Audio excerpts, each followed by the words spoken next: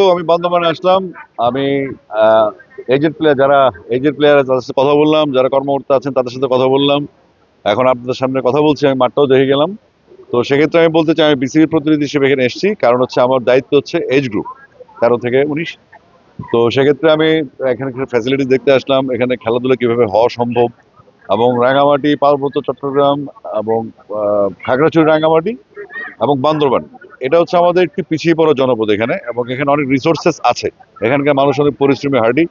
তো আমরা যদি এখানকার বাচ্চাদেরকে ট্রেন্ড আপ করতে পারি এখন থেকেই, আমি মনে করি যে বাংলাদেশের অন্য যে কোনো জেলার চাইতে এখানকার মানুষ অনেক পরিশ্রমী, ফিট। তো সেই নিমিত্তে আমরা আসলে পর্যবেক্ষণ করতে এসেছি, দেখতে এসেছি ব্যাপারগুলি কেমন কেমন ভাবে করলে ভালো হয়।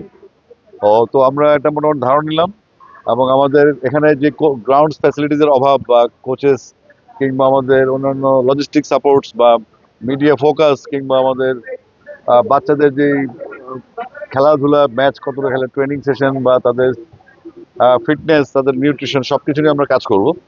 সেই কাজ করার লক্ষ্যে বিসিবি আমাকে এখানে পাঠিয়েছে, এবং আমি সব প্রণোদিত হয়ে আসলে এই তিনটা পার্বত্য জেলা আমি পছন্দ করেছি।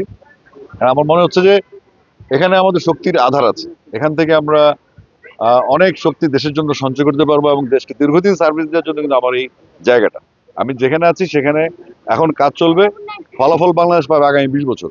তো সেক্ষেত্রে আমাদের ভিত্তিটা অনেক স্ট্রং করতে হবে।